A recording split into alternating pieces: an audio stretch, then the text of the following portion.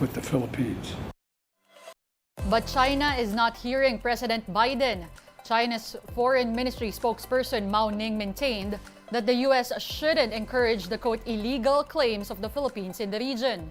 Beijing is not taking responsibility for the collision on October 22 in Ayungin Shoal that involved Chinese Coast Guard and Filipino vessels. 美国不是南海问题的当事方，无权介入中国和菲律宾两国之间的问题。美国对菲律宾的防卫承诺不得损害中方在南海的主权和海洋权益，更不能以此为菲律宾的非法权益主张撑腰打气。 Meantime, the Philippine government is going ahead with an environment case against China over damaged corals in contested waters. Justice Secretary Crispin Remulla said China will be made to answer for the quote, innumerable and immeasurable damage it has inflicted on the country's natural resources. The DOJ chief added Manila has a strong case. Now it's just a matter of organizing the evidence and showing it to a proper international tribunal. The evidence includes satellite imaging and location-based photographs showing the destruction of marine life in the West Philippine Sea. The DOJ hopes to file the case by March 2024 at the latest. Marami na tayong ebidensya at kakala pa tayo.